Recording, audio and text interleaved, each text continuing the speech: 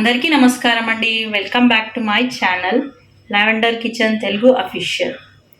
ఈరోజు అందరూ బాగుండాలి, అందులో మనం ఉండాలనేది నా ఉద్దేశం. ఈరోజు నేను చూపించబోయే రెసిపీ వచ్చేసి పాలకూర శనగపప్పు. ఇది స్పెషల్గా ఉంటుంది. పాలకూర అందరూ చేస్తారు కానీ నేను పాలకూర శనగపప్పు. కావాల్సిన సామాగ్రి: పాలకూర ఒక 6 కట్టలండి. శనగపప్పు ఆల్రెడీ ఉడకపెట్టి పెట్టాను. ఇలా ఉండాలి, గట్టిగా అంటే మెత్తగా కాకుండా ఉండాలి, పలుకులు ఉండాలి. ఒక పెద్ద ఆనియన్, 2 మీడియం సైజ్ టమాటోస్ 2, కరివేపాకు, పచ్చిమిరపకాయలు ఒక 6 to 7, 2 ఎండుమిరపకాయలు. ఇందులో ఉడికించిన వాటర్ నేను ఇలా పెట్టుకున్నాను వాడడానికి. కొత్తిమీర, కొద్దిగా పుదీనా, ఆయిల్, అల్లం వెల్లిగడ్డ పేస్ట్, ఇంకా పోపు దినుసులన్నీ సామాగ్రి. ఆవాలు, జీలకర్ర ఆవాలు అయిపోయాయండి. ఎండుమిరపకాయలు, ఎండుమిర్చి, కరివేపాకు,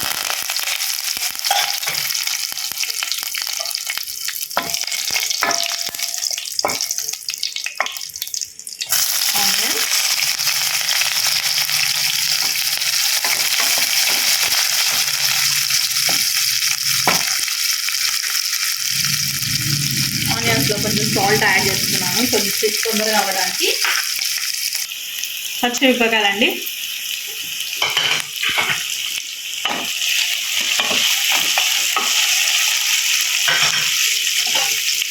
1 టేబుల్ స్పూన్ పసుపు అండి,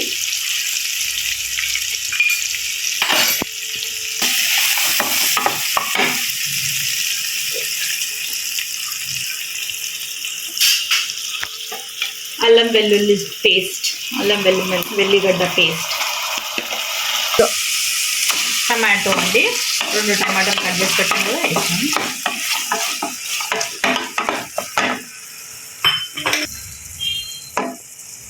శనగపప్పు వేస్తున్నాను అండి, ఎందుకంటే కొంచెమే ఉడకపెట్టి పెట్టాను కదా. ఇప్పుడు పాలకూరతోటి ఇంకొంచెం ఉడుకుతుంది, బట్ మెత్తగా కావద్దండి. మెత్తగా అవుతే దాని టేస్ట్ రాదు. మీకు ఇలా పలుకులు ఉంటేనే టేస్ట్ బాగుంటుంది పాలకూర శనగపప్పు.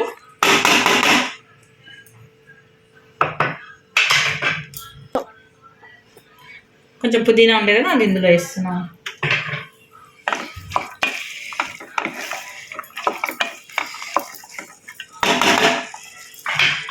నేను కొద్దిగానే ఆనియన్స్లో సాల్ట్ వేసాను కదా, సరిపోయే సాల్ట్ వేస్తున్నాను. పాలకూరలో కొంచెం తక్కువ సాల్ట్ వేసుకోండి, ఎందుకంటే ఐరన్ ఉంటుంది కదా.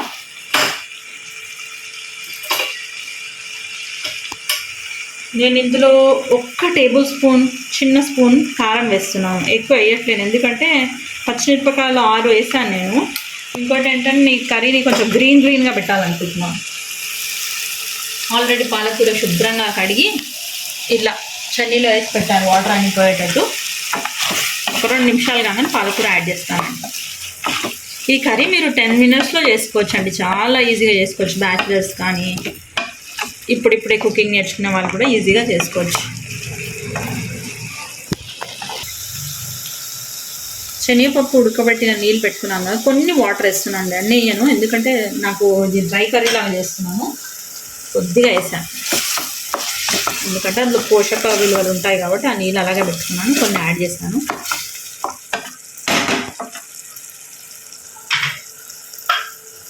ఇందులో కొద్దిగా కొరియాండర్,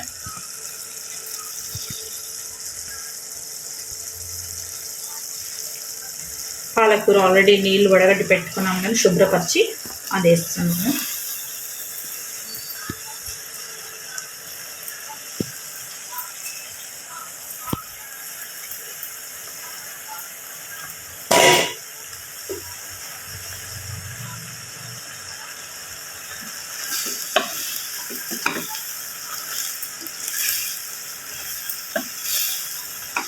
ఒక 2 నిమిషాలు అయితే పాలకూర దగ్గరకు అవుతుంది.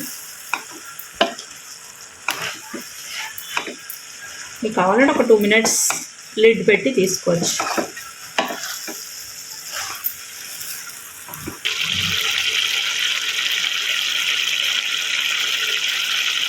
కర్రీ ఉడుకుతుందండి, ఒక 5 minutes ఉడికితే సరిపోతుంది.